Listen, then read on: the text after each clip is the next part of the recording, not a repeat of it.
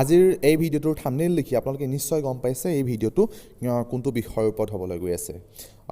বাইদেউসকল আপোনালোকক জনাবলৈ পাই অতি সুখী হৈছোঁ যে আপোনালোকৰ যি অংগনবাদী কৰ্মী সহায়িকা নাইবা ৰান্ধনীসমূহৰ যি দাবী আছে তেওঁলোকৰ দৰমহা বৃদ্ধি হ'ব লাগে নাইবা তেওঁলোকে যি আন সুবিধাসমূহ সা সুবিধাসমূহ লাভ কৰিব লাগে সেই বিষয়ে নতুন তথ্য কি আছে বা নতুন আপডেট কি আছে এই সকলো তথ্য সামৰি আপোনালোকৰ বাবে এই ভিডিঅ'টো প্ৰস্তুত কৰিছোঁ।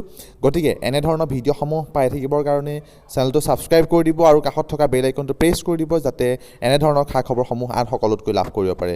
কাৰণ এই চেনেলটোৰ জৰিয়তে আপোনালোকক এনেধৰণৰ সুবিধাসমূহ দিবলৈ যিমান পাৰোঁ মই সিমান চেষ্টা কৰি আহিছোঁ। প্ৰথমতে যিসকল ৰান্ধনীয়ে অৰ্থাৎ বিদ্যালয়ৰ যিসমূহ ৰান্ধনী আছে সেই ৰান্ধনীসকলে যি 1500 টকাত মাহেকত যি তেওঁলোকৰ নিজৰ কৰ্মৰাজি নিয়াৰিকৈ কৰি আহিছে সেই ৰান্ধনীসকলকে অৰুণোদয় আঁচনিত তেওঁলোকক অন্তৰ্ভুক্ত কৰিব।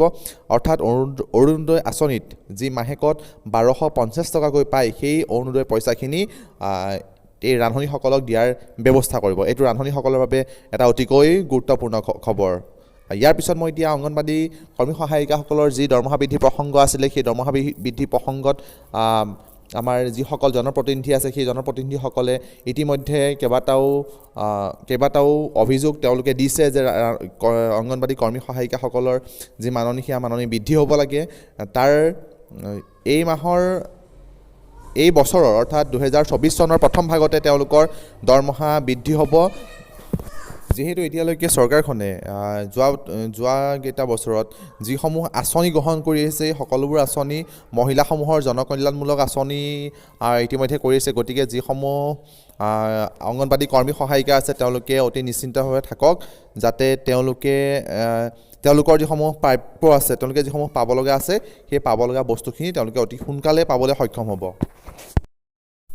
গতিকে বাইদেউসকল আপোনালোকে ধৈৰ্য ধৰক। ধৈৰ্যৰ ফল যিহেতু বহুত মিঠা হয় গতিকে আপোনালোকে ধৈৰ্য ধৰি থাকিলে 2024 চনৰ আৰম্ভণিতে নাইবা 24 চনৰ যি বাজেট অধিৱেশন হ'ব সেই বাজেট অধিৱেশনতে হয়তো আপোনালোকৰ কাৰণে এটা ভাল ৰিজাল্ট আপোনালোকে শুনিবলৈ পাব আৰু আপোনালোকৰ মাননিও যথাসম্ভৱ তেতিয়াৰ পৰা আপোনালোকৰ বৃদ্ধি হ'ব।